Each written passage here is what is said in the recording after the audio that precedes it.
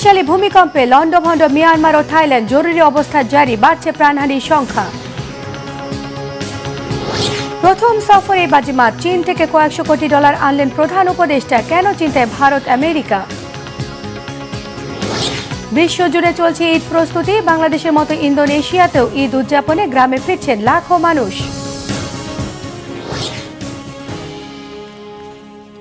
আসসালামু আলাইকুম, দেখছিলেন বাংলাভিশন ওয়ার্ল্ড নিউজ হেডলাইন। এবারে বিস্তারিত। শক্তিশালী ভূমিকম্পে লন্ডভন্ড মিয়ানমার ও থাইল্যান্ড, ধসে পড়েছে অসংখ্য বহুতল ভবন। আশঙ্কা করা হচ্ছে দেশ দুটিতে প্রাণহানি হয়েছে শতাধিক মানুষের। 7.7 মাত্রা ভূমিকম্পে এরই মধ্যে মিয়ানমার সরকার 6টি প্রদেশে জরুরি অবস্থা জারি করেছে। থাইল্যান্ডে নির্মাণাধীন 30 তলা ভবন ধসে নিখোঁজ রয়েছে অনেকেই। পরিস্থিতি মোকাবেলায় মিয়ানমারের জান্তা আন্তর্জাতিক সহযোগিতার জন্য আবেদন করেছে। শহীদ আরাফাতের ডেস্ক রিপোর্ট। ঘড়ির কাঁটায় তখন স্থানীয় সময় বেলা 12:50। এর 1 মিনিট আগেও দেশটির সাধারণ মানুষ কেউ বুঝে উঠতে পারেনি কি ঘটতে যাচ্ছে তাদের ভাগ্যে। 7.7 মাত্রার ভূমিকম্পে মুহূর্তেই ধসে পড়ে দেশটির মান্দালয় সহ বেশ কয়েকটি শহরের ঘরবাড়ি। কয়েক মিনিট পর 6.4 মাত্রার একটি আফটার শক আঘাত হানে। আতঙ্কে শত শত মানুষ রাস্তায় নেমে আসে। শক্তিশালী ভূমিকম্পে ধসে পড়ে মসজিদ, হাসপাতাল সহ নানা স্থাপনা। রাজধানী নেপিদোর সড়কে দেখা দেয় ফাটল। আমি প্রথমে বুঝতেই পারিনি এটি ভূমিকম্প। পরে দেখি টেবিল, চেয়ার এবং কম্পিউটার কাঁপছে। পরে দেয়াল ও গ্লাস কাঁপতে থাকলে আমি দ্রুত বেরিয়ে আসি। ভূমিকম্পের কেন্দ্র মিয়ানমারের মান্দালয় শহর থেকে প্রায় 17.2 কিলোমিটার দূরে। এই শহরে প্রায় 15 লাখ মানুষের বসবাস। শহরটিতে ব্যাপক ক্ষয়ক্ষতি হয়েছে, ধসে পড়েছে সেতু, হতাহত হয়েছে কয়েকশো মানুষ। পরিস্থিতি বিবেচনায় মিয়ানমারের জান্তা সরকার 6টি অঞ্চলে জরুরি অবস্থা ঘোষণা করেছে। চলছে উদ্ধার কার্যক্রম। উদ্ধারকর্মীরা পরিস্থিতি অত্যন্ত নাজুক বলে জানিয়েছে। আন্তর্জাতিক সাহায্যের জন্য আবেদন করেছে জান্তা সরকার। মিয়ানমারের পাশাপাশি ভূকম্প অনুভূত হয়েছে বাংলাদেশ, ভারত, থাইল্যান্ড, চীন ও ভিয়েতনামের কিছু অংশে। এর মধ্যে থাইল্যান্ডে ব্যাপক ভবন ধসের ঘটনা ঘটেছে। দেশটির রাজধানী ব্যাংককে নির্মাণাধীন 30 তলা একটি ভবন ধসে গেছে। ভবনে কর্মরত অর্ধশতাধিক শ্রমিক নিখোঁজ রয়েছেন। তাদের সন্ধান ও উদ্ধারে কাজ করছে থাই কর্তৃপক্ষ। পরিস্থিতি বিবেচনায় থাইল্যান্ডের রাজধানীতেও জরুরি অবস্থা ঘোষণা করা হয়েছে। স্থগিত করা হয়েছে ব্যাংককের মেট্রো ও রেল পরিষেবা। শহীদ আরাফাত, বাংলাভিশন নিউজ ডেস্ক। আন্তর্জাতিক কূটনীতিতে নিজের প্রথম সফরে বাজিমাত করছেন প্রধান উপদেষ্টা ডক্টর মোহাম্মদ ইউনুস।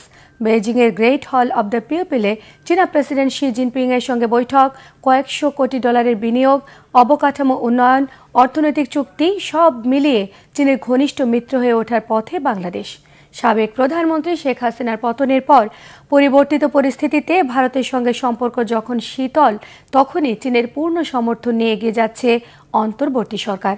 আঞ্চলিক রাজনীতিতে বেইজিংয়ের প্রভাব বাড়লে সহজভাবে নেবে ওয়াশিংটন, নয়াদিল্লি। হাফিজুল ইসলামের ডেস্ক রিপোর্টে থাকছে বিস্তারিত। নিজের প্রথম আন্তর্জাতিক দ্বিপক্ষীয় সফরে কূটনৈতিক সম্পর্কের জাদু দেখাচ্ছেন বাংলাদেশের অন্তর্বর্তী সরকারের প্রধান উপদেষ্টা ডক্টর মোহাম্মদ ইউনুস। বৈঠক করেছেন চীনা প্রেসিডেন্ট শি জিনপিং এর সঙ্গে। দেশের জন্য জোগাড় করে আনছেন কয়েকশো কোটি ডলারের বিনিয়োগ। সেই সাথে নিয়ে আসছেন চুক্তি আর বিভিন্ন সেক্টরে সমঝোতার আশ্বাস। 28 মার্চ শুক্রবার বেইজিংয়ের গ্রেট হল অব দ্য পিপলে নিজ নিজ দেশের স্বার্থ সংশ্লিষ্ট বিষয় নিয়ে আলোচনা করেন দুই রাষ্ট্রনেতা। হাসিনা সরকারের পতনের পর অধ্যাপক মোহাম্মদ ইউনুসের নেতৃত্বে গঠিত অন্তর্বর্তী সরকারকে চীন শুধু সমর্থনই জানায়নি, বরং জোরদার করেছে সামরিক ও অর্থনৈতিক সহযোগিতা। দিল্লির প্রভাব বলয় এড়িয়ে চীনের সাথে ক্রমবর্ধমান সম্পর্ক ভারত ও আমেরিকার জন্য হতে পারে উদ্বেগের কারণ। সীমান্তে হত্যাকাণ্ড, পানি বন্টন সংকট এবং ক্ষমতাচ্যুত আওয়ামী লীগ সরকারের অতিরিক্ত ভারত ঘনিষ্ঠ নীতির কারণে তলানিতে ঠেকেছে নয়াদিল্লির সঙ্গে ঢাকার সম্পর্ক। এমন পরিস্থিতিতে প্রধান উপদেষ্টার চীন সফর ভারতকে পরোক্ষ বার্তা দিচ্ছে বলে মনে করেন বিশ্লেষকরা। তাদের ধারণা, সাবেক সরকার যেখানে ব্যর্থ, সেখানে আন্তর্জাতিক মহলের ইতিবাচক মনোভাবকে কাজে লাগাতে পারছেন ডক্টর ইউনুস। এবারের চীন সফরে ঢাকা ও বেইজিংয়ের মধ্যে সই হয়েছে বেশ কিছু চুক্তি ও সমঝোতা স্মারক। স্মারক। অর্থনৈতিক ও প্রযুক্তিগত সহযোগিতা, বিনিয়োগ, বিশেষায়িত অর্থনৈতিক অঞ্চল চালু, তিস্তায় পানি সম্পদ ব্যবস্থাপনা ও ঋণের সুদ হার কমানো, মোংলা বন্দরের আধুনিকায়ন ও সম্প্রসারণ সহ এসেছে নানা বিষয়ে দ্বিপক্ষীয় সম্মতি। আগামী ৩ বছর চীনের বাজারে শুল্ক ও কোটামুক্ত প্রবেশাধিকার দেয়ার ঘোষণাটি বাংলাদেশের রপ্তানি বাণিজ্যের জন্য একটি ইতিবাচক সংকেত। ঢাকা বেইজিং মিত্রতার উল্লেখযোগ্য কার্যক্রম বেল্ট অ্যান্ড রোড ইনিশিয়েটিভ প্রকল্প এর আওতায় চীনের দেয়া $400 কোটি প্রস্তাব বাস্তবায়িত হলে দেশের অর্থনীতিতে আসবে বড় রকমের পরিবর্তন। স্বাস্থ্য খাতে সহযোগিতার নিদর্শন হিসাবে ঢাকায় আধুনিক হাসপাতাল নির্মাণের পরিকল্পনা করছে চীন। বাংলাদেশি রোগীদের চিকিৎসার জন্য বিশেষভাবে কাজ করতে চায় কুনমিংয়ের 4টি হাসপাতাল। এছাড়াও কৃষি, জ্বালানি, পানি ব্যবস্থাপনা এবং শিল্প উন্নয়নে রয়েছে চীনা বিনিয়োগ বৃদ্ধির সম্ভাবনা। চীনের ঋণ সুবিধা নিলেও পশ্চিমা দেশগুলোর সঙ্গে কৌশলগত ভারসাম্য বজায় রাখার চেষ্টা করছে বাংলাদেশ। বেইজিংয়ের কাছ থেকে একতরফা আর্থিক সুবিধা নেয়াই শেষ কথা নয়, বরং বাংলাদেশকে একটি নিরপেক্ষ ভূরাজনৈতিক শক্তি হিসাবে প্রতিষ্ঠা করা ড ইউনূসের এবারের চীন সফরের অন্যতম লক্ষ্য। বিশ্লেষকরা মনে করেন, অন্তর্বর্তী সরকারকে সতর্ক থাকতে হবে যেন বাংলাদেশের অর্থনীতিতে বজায় থাকে যুক্তরাষ্ট্র ও ইউরোপের বিনিয়োগ প্রবাহ। সেটা করা গেলে অর্থনৈতিক উন্নয়নের পাশাপাশি কৌশলগত দৃষ্টিকোণ থেকে শক্তিশালী হয়ে উঠবে দেশের অবস্থান।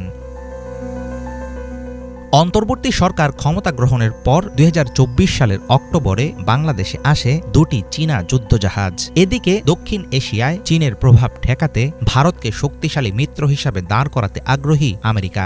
ভারতীয় কূটনীতিকদের ধারণা, বাংলাদেশ যদি চীনের সঙ্গে প্রতিরক্ষা ও অবকাঠামোতে গভীর সম্পর্ক গড়ে তোলে তাহলে আঞ্চলিক ক্ষমতার ভারসাম্যে আসতে পারে গুরুত্বপূর্ণ পরিবর্তন। ঢাকা বেইজিংয়ের ক্রমবর্ধমান ঘনিষ্ঠতা কি বাংলাদেশের অবস্থানকে আরও শক্তিশালী করবে নাকি সৃষ্টি করবে নতুন আঞ্চলিক উত্তেজনা, সেটাই হবে দেখার বিষয়। হাফিজুল ইসলাম, বাংলা ভিশন। যুদ্ধবিরতি শেষে টানা 11 দিনের মতো গাজায় হামলা চালিয়ে যাচ্ছে ইসরায়েল। গত 24 ঘণ্টায় ইসরায়েলি আগ্রাসনে প্রাণ হারিয়েছে অন্তত 50 ফিলিস্তিনি। ভোররাত থেকে গাজা শহরের জেইতুনে একের পর এক হামলা চালায় ইসরায়েলি সেনারা। এ হামলায় প্রাণ হারিয়েছে একই পরিবারের 3 জন সদস্য, আহত হয়েছে আরও বেশ কজন। গাজা নগরীর একটি আবাসিক বাড়িতে ইসরায়েলি F-16 যুদ্ধবিমানের বোমা হামলায় 6 জন নিহত, অনেকে গুরুতর আহত। আহতদের তৎক্ষণাৎ হাসপাতালে নিয়ে যাওয়া হয়েছে। এছাড়াও দক্ষিণ গাজা রাফাহ, পূর্বে আশ-শাউকা শহরে ফিলিস্তিনিদের ওপর ইসরায়েলের ড্রোন হামলায় কমপক্ষে 2 জন নিহত, 1 জন আহত হয়েছে। দক্ষিণ গাজার খান ইউনিসের পূর্বে বানি সুহেলা শহরে একটি ভবনে ইসরায়েলি বাহিনী গোলা বর্ষণের পর আহত হয়েছে আরও বেশ কজন। এদিকে জাতিসংঘের ফিলিস্তিনি শরণার্থী সংস্থা জানিয়েছে 3 সপ্তাহেরও বেশি সময় ধরে কোনো সাহায্য গাজা ভূখণ্ডে প্রবেশ করতে পারেনি। এ পরিস্থিতিতে গাজায় হাজার হাজার ফিলিস্তিনি তীব্র ক্ষুধা এবং অপুষ্টির মুখোমুখি হতে যাচ্ছে। 1 বছরেরও বেশি সময় ধরে চলা এই যুদ্ধে নিহত হয়েছে অন্তত 1,13,900 ফিলিস্তিনি, যার মধ্যে 17,000ই শিশু। গাজায় চলমান ইসরায়েলি তাণ্ডবের প্রতিবাদ করায় এবার গ্রেফতার হলেন তুরস্ক থেকে যুক্তরাষ্ট্রে পড়তে আসা মুসলিম নারী রুমিসা ওস্তর্ক। রুমিসা ওস্তর্ক যুক্তরাষ্ট্রের টাফটস ইউনিভার্সিটির PhD শিক্ষার্থী। ইতোমধ্যে বাতিল করা হয়েছে তার ভিসা। এ ঘটনার প্রতিবাদে ফুঁসে উঠেছেন যুক্তরাষ্ট্রের বিভিন্ন শ্রেণী পেশার মানুষ। বিস্তারিত মীর ফজলে রাব্বির ডেস্ক রিপোর্টে। বন্ধুদের সাথে ইফতার করতে বাসা থেকে বের হয়েছিলেন যুক্তরাষ্ট্রে পড়তে আসা মুসলিম নারী রুমিসা ওস্তর্ক। হঠাৎই তাকে ঘিরে ধরে বেশ কয়েকজন লোক। প্রত্যেকে ছিলেন সাধারণ পোশাক পরিহিত। আশপাশ থেকে আসেন আরও কয়েকজন। সিসিটিভি ফুটেজে দেখা যায় একজন তার হিজাব খোলারও চেষ্টা করেন। এক পর্যায়ে রুমিসাকে হাত পেছনে নিয়ে পরানো হয় হ্যান্ডকাফ। এরপর তাকে তোলা হয় গাড়িতে। পরে জানানো হয় হোমল্যান্ড সিকিউরিটি বিভাগের কর্মকর্তারা রুমিসাকে গ্রেফতার করেছেন। যুক্তরাষ্ট্রের ম্যাসাচুসেটস অঙ্গরাজ্যের সামারভিল এলাকায় ঘটনাটি ঘটেছে গত মঙ্গলবার। আটক হওয়া রুমিসা ওস্তর্ক তুরস্ক থেকে আসা টাফটস ইউনিভার্সিটির PhD শিক্ষার্থী। ইতোমধ্যে বাতিল করা হয়েছে রুমিসার ভিসা। গাজায় চলমান ইসরায়েলি তাণ্ডবের প্রতিবাদে ফিলিস্তিনিদের পক্ষে সোচ্চার হওয়ার কারণে তার বিরুদ্ধে এমন শাস্তিমূলক পদক্ষেপ। 2024 সালের মার্চ মাসে ওস্তর্ক একটি সংবাদপত্রের উপসম্পাদকীয় রচনা করেন, যেখানে তিনি গাজা সংঘাত ইস্যুতে ফিলিস্তিনিদের পক্ষে বিভিন্ন দাবি তুলে ধরেন। মনোবিজ্ঞানের ছাত্রী অস্তুর্ক 2018 সাল থেকে মার্কিন যুক্তরাষ্ট্রে পড়াশোনা করছেন। তার ডক্টরেট সম্পন্ন করার জন্য প্রায় 10 মাস সময় বাকি ছিল। এই ঘটনার প্রতিবাদে ফুঁসে উঠেছেন যুক্তরাষ্ট্রের বিভিন্ন শ্রেণী পেশার মানুষ। এরই মাঝে আদালতে পিটিশন দাখিল করা হয়েছে। সাদা পোশাকে শিক্ষার্থীকে তুলে নেওয়ার ঘটনাকে ফ্যাসিস্ট আচরণ বলে আখ্যা দেওয়া হচ্ছে। তাদের দাবি রুমিসার দ্রুত মুক্তি। একটি ভিডিও দেখলাম যেখানে সাদা পোশাকের লোকেরা রুমিসাকে অপহরণ করছে। দৃশ্যটি দেখে আমি খুব ক্ষুব্ধ হয়েছি। আমি তার পরিচিত কেউ নই। শুনেছি সে ইসরায়েলকে ঘৃণা করে। ব্যক্তিগতভাবে আমি ইসরায়েলকে ভালোবাসি, কিন্তু আমি এখানে এসেছি কারণ আমি যুদ্ধ চাই না। এই মেয়েটিকে আমাদের সরকার অপহরণ করেছে। নিঃসন্দেহে এটি নিন্দনীয় একটি কাজ।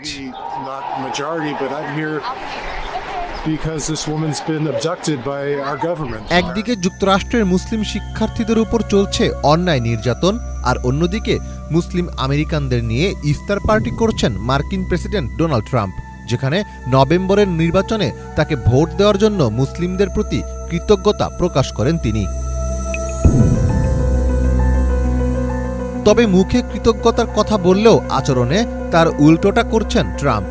ফিলিস্তিনিদের প্রতি সোচ্চার হওয়ায় তোপের মুখে পড়ছেন বিশ্ববিদ্যালয়ের মুসলিম শিক্ষার্থীরা। চলতি মাসেই ফিলিস্তিনি বংশোদ্ভূত মার্কিন শিক্ষার্থী মাহমুদ খলিলকে গ্রেফতার করে ট্রাম্প প্রশাসন। তা নিয়েও যুক্তরাষ্ট্রে চলে তোলপাড়। এভাবে চলতে থাকলে যুক্তরাষ্ট্রে পড়তে আসা মুসলিম শিক্ষার্থীদের ভবিষ্যৎ হুমকির মুখে পড়বে বলে মনে করছেন অনেকে। মীর ফজলে রাব্বি, বাংলা ভিশন। আর মাত্র কয়েকদিন পরই পবিত্র ঈদ উল ফিতর। সারা বিশ্ব জুড়ে ঈদের জোরশোর প্রস্তুতি শুরু হয়ে গেছে। বহু মানুষ নিজ নিজ পরিবারের সঙ্গে ঈদ উদযাপন করতে বাড়ি ফিরতে শুরু করে দিয়েছেন। এদিকে ঈদ উল ফিতরের ছুটিতে ইন্দোনেশিয়ার রাজধানী জাকার্তা থেকে লাখো মানুষ তাদের গ্রামে ফিরে যাচ্ছেন। ইন্দোনেশিয়ার পরিবহন মন্ত্রণালয়ের তথ্য অনুসারে এবছর দেশটিতে প্রায় 146 মিলিয়ন মানুষ ঈদের ছুটিতে ভ্রমণের পরিকল্পনা করছেন। বিস্তারিত ডেস্ক রিপোর্টে। আর কিছুদিন পরেই মুসলিমদের সবচেয়ে বড় উৎসব ঈদ উল ফিতর। সারা পৃথিবী জুড়ে ঈদের প্রস্তুতি শুরু হয়ে গেছে। অনেকেই তাদের পরিবারদের সঙ্গে ঈদ উদযাপন করতে বাড়ি ফিরছেন। ঈদ উল ফিতরের ছুটিতে ইন্দোনেশিয়ার রাজধানী জাকার্তা থেকে লাখ লাখ মানুষ তাদের গ্রামের বাড়িতে ফিরে যাচ্ছেন। 26 মার্চ সিকারমেকের টোল প্লাজায় অসংখ্য গাড়ি একত্রে লাইন ধরে দাঁড়িয়ে থাকতে দেখা যায়। ট্রাফিক জ্যাম এড়ানোর জন্য নেওয়া হয় একমুখী ট্রাফিক ব্যবস্থা। আগামী দিনে গাড়ির সংখ্যা আরও বৃদ্ধি পেতে পারে বলে ধারণা করা হচ্ছে। ইন্দোনেশিয়ার জাতীয় রেল কোম্পানি KAI জানিয়েছে, জাভা দ্বীপের বিভিন্ন শহরের সাথে সংযুক্ত প্রধান রেল কেন্দ্র জাকার্তার পাসার সেনেন রেল স্টেশনে এই বছর গত বছরের তুলনায় 10% বেশি ট্রেন যাত্রীর সংখ্যা দেখা গেছে। পরিবহন মন্ত্রণালয়ের তথ্য অনুসারে এই বছর ইন্দোনেশিয়ায় প্রায় 146 মিলিয়ন মানুষ এক সপ্তাহব্যাপী ছুটিতে ভ্রমণের পরিকল্পনা করছে। এটি গত বছরের তুলনায় প্রায় 24% কম। ইন্দোনেশিয়ার রাজধানী জাকার্তার বাজারগুলো এখন ঈদ উপলক্ষে বিক্রেতা ও ক্রেতাদের জমায়েতে পূর্ণ। মার্চ মাসের শুরুতে ঘোষণা করা হয়েছিল দেশের মুদ্রাস্ফীতি 2 দশকেরও বেশি সময় পর প্রথমবারের মতো নিম্নমুখী হয়েছে। বার্ষিক মুদ্রাস্ফীতির অন্যতম কারণ ছিল বিদ্যুৎ খরচ কমানো। জানুয়ারি ফেব্রুয়ারি মাসে গ্রাহকদের জন্য 50% ছাড় প্রদান করা হয়েছিল। এছাড়াও কিছু খাদ্যপণ্যের দাম যেমন চাল, টমেটো ও লাল মরিচের দাম কমেছিল। এদিকে ইন্দোনেশিয়ায় খাদ্য উৎপাদনে খরাপ্রবণ পরিস্থিতি থেকেও পুনরুদ্ধার ঘটেছে। ইন্দোনেশিয়ায় প্রায় 22 কোটি মানুষ মুসলিমদের সবচেয়ে বড় উৎসব ঈদ উল ফিতর উদযাপন করে থাকে। বিশ্বের অন্যান্য দেশের মতোই ইন্দোনেশিয়া একটি মুসলিম প্রধান দেশ। দেশের প্রায় 87% জনগণের প্রতিনিধিত্বকারী ইন্দোনেশিয়ার মুসলিমরা বাজারে পোশাক ও খাদ্য সামগ্রী কিনতে সম্প্রতি খুবই ব্যস্ত সময় কাটাচ্ছেন। যদিও রয়টার্সকে এক পোশাক বিক্রেতা জানান, গত বছরের তুলনায় এবার তার বিক্রয় কমেছে। তিনি উল্লেখ করেন, সম্ভবত এটি অর্থনৈতিক অস্থিরতার কারণে, তবে তিনি আশাবাদী যে ভবিষ্যতে পরিস্থিতি ভালো হবে। দামের ওঠানামা যাই হোক না কেন, উৎসবের ছুটির আগে খাদ্যদ্রব্যের দাম সাধারণত বৃদ্ধি পায়, যা ভোক্তারাও বিবেচনায় রাখেন। 45 বছর বয়সী এক গৃহিণী রয়টার্সকে বলেন, ঈদের প্রস্তুতির জন্য তার এগুলোর প্রয়োজন, তাই তিনি সেগুলো কেনার সিদ্ধান্ত নিয়েছেন ও যতটুকু প্রয়োজন তা তিনি সংগ্রহ করবেন। গত ২৪ বছরে সবচেয়ে কম বার্ষিক মুদ্রাস্ফীতি দেখা গেলেও ইন্দোনেশিয়ার স্থানীয় বাজারে ভোক্তারা রমজান মাসের পূর্বে খাদ্যপণ্যের মূল্য বৃদ্ধি নিয়ে ক্ষোভ প্রকাশ করেছিলেন। যদিও সরকারি তথ্য অনুসারে ইন্দোনেশিয়ার বার্ষিক মুদ্রাস্ফীতি জানুয়ারিতে 0.76% নেমে আসে, যা ফেব্রুয়ারিতে প্রকাশিত হয়। তবে রমজান মাসের আগমনের সাথে সাধারণত খাদ্যদ্রব্যের দাম বৃদ্ধি পায়, কারণ চাহিদা বেড়ে যায়। ২৬ ফেব্রুয়ারি জাকার্তার একটি বাজারের মুরগি বিক্রেতা রয়টার্সকে জানিয়েছিলেন, রোজার মাস আগমনের কারণে কিছু পণ্যের দাম বৃদ্ধি পেতে পারে।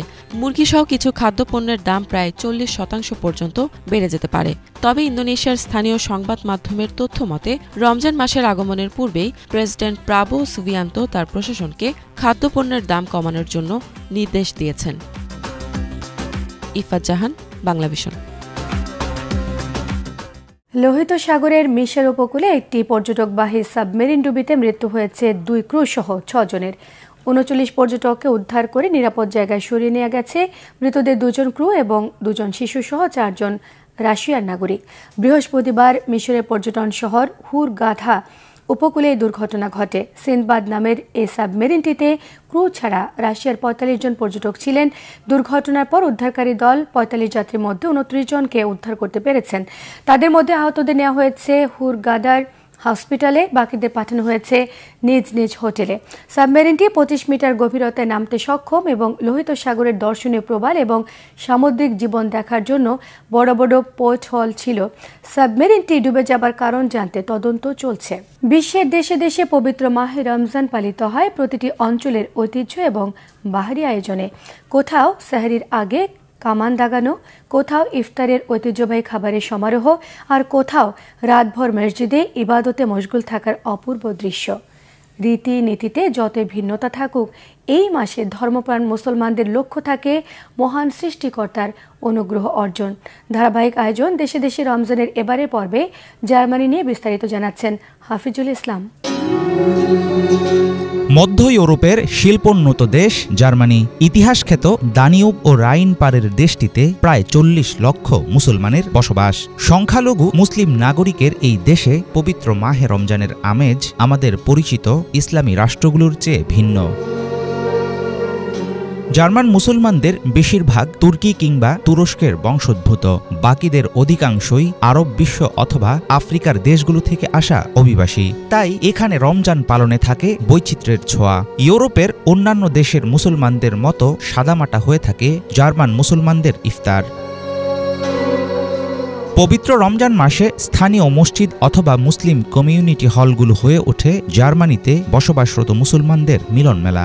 এখানে খুবই কম মসজিদের সংখ্যা, সেই সাথে রাষ্ট্রীয় নিয়মের কারণে বাইরে শোনা যায় না আজানের শব্দ। আজানের ধ্বনি শুনে ইফতারের সুযোগ এখানে প্রায় নেই বললেই চলে। তুর্কি প্রভাবিত কমিউনিটিগুলোতে ইফতারের সময় রোজা ভাঙতে খেজুরের পরিবর্তে খাওয়া হয় জলপাই, সাথে থাকে নানা রকম জুস আর সুন্নতি ফল, তাজা খেজুর। দস্তরখানে থাকে রমাজান পিদে, রমাজান কিবাবি, পেস্ট্রি, পুডিং, মিষ্টি হালুয়া ও বাকলাভার মতো মুখরোচক খাবার। এখানকার ইফতারে দেখা মেলে বিভিন্ন রকম স্থানীয় খাবার: ডনের কেবাব, প্রেটজেল ও কেহসু স্পেটজেল, কার্টোফেলপাফার, ওয়াইনার শিনজেলের মতো জার্মান খাবারেরও আছে বেশ কদর। ইফতারিতে টার্কিশ জার্মানদের পছন্দ মিষ্টি জাতীয় খাবার কাবাক তাতলিশি। জার্মানিতে রমজান শুরুর কোনো সার্বজনীন তারিখ ঘোষণা হয় না, ফলে কবে থেকে রোজা শুরু করা হবে সেটা নিয়ে থাকে অনিশ্চয়তা। দেশটিতে 15 ঘন্টার বেশি হয়ে থাকে রোজার সময়। জার্মানিতে প্রথম মসজিদ তৈরি হয় 1915 সালে। সাম্প্রতিক বছরগুলোতে দেশটিতে উল্লেখযোগ্য হারে বেড়েছে মুসলমানদের সংখ্যা। অদূর ভবিষ্যতে হয়তো মসজিদের মিনার থেকে ভেসে আসা আজানের শব্দেই ইফতার করতে পারবেন জার্মান মুসলমানরা। হাফিজুল ইসলাম, বাংলাভিশন। বাংলাদেশিদের উদ্যোগে প্রতিদিন সেহরি ইফতারে যুদ্ধ বিধ্বস্ত ফিলিস্তিনের গাজার 2000 অভুক্ত মানুষকে দেয়া হচ্ছে রান্না করা খাবার। আসন্ন ঈদ উল ফিতরকে সামনে রেখে দেয়া হচ্ছে জামা কাপড়ও, যা পৌঁছে দিচ্ছে ঢাকার মোহাম্মদপুরের সামাজিক সংস্থা হাফেজজি চ্যারিটেবল সোসাইটি অব বাংলাদেশ। এসব সাহায্য সামগ্রী পেয়ে বাংলাদেশিদের ধন্যবাদ জানিয়েছেন ফিলিস্তিনের নির্যাতিত মানুষেরা। সংস্থাটি বলছে, মানুষের সহযোগিতা পেলে যুদ্ধ পরিস্থিতি পুরোপুরি কেটে ওঠা পর্যন্ত এই সাহায্য কর্মসূচি চালিয়ে যেতে চান তারা। বিস্তারিত কেফায়েত শাকিলের ডেস্ক রিপোর্টে। অভুক্ত গাজায় খাদ্য পৌঁছেছে বাংলাদেশ থেকে। বিরান ধ্বংসস্তূপের বাসিন্দাদের ভাগ্যে জুটেছে সামান্য আহার। তাই বাংলাদেশের প্রতি ফিলিস্তিনের শিশুদের এই শুকরিয়া জ্ঞাপন। চলছে পবিত্র রমজান মাস। সেহরি ইফতারে নানান পদের খাবারে ব্যস্ত মুসলিম বিশ্ব। ঈদ ঘনিয়ে আসায় মার্কেটে মার্কেটে ঘুরে নামি দামি জামা কাপড় কিনছেন মুসলমানরা। অথচ এই সময়ে ভালো খাবার বা ঈদের জামা কেনা তো দূরের কথা, উল্টো নিজের বাসস্থান হারিয়ে খোলা আকাশের নিচে দিনাতিপাত করছেন ফিলিস্তিনের মুসলমানরা। তবে ইসরায়েলি হামলার শুরু থেকে বিশ্বের বিভিন্ন সংস্থার মতো ফিলিস্তিনের এই অভুক্ত মানুষদের পাশে সাধ্যমতো দাঁড়ানোর চেষ্টা করে আসছে বাংলাদেশের কয়েকটি সমাজসেবী সংস্থা। তারই অন্যতম একটি Hafezi charitable society of Bangladesh. সংস্থাটির আয়োজনে প্রতিদিন গাজায় রান্না করা হচ্ছে প্রায় 2000 মানুষের খাবার। সেই খাবার গাজার খান ইউনিস, দেইর আল বালাহ, মাওয়াসি কারারা, উত্তর গাজা সহ বিভিন্ন বিধ্বস্ত এলাকায় পৌঁছে দেন স্বেচ্ছাসেবকরা। ঈদকে কেন্দ্র করে তারা খাদ্যের পাশাপাশি পৌঁছে দিচ্ছেন কিছু পোশাকও, যা পেয়ে আনন্দে আত্মহারা ইসরায়েলি আগ্রাসনের শিকার এই মানুষেরা। شكرا لمؤسسة حافظة على الطرد الغذائي اللي قدموا لنا إياه في شهر رمضان المبارك.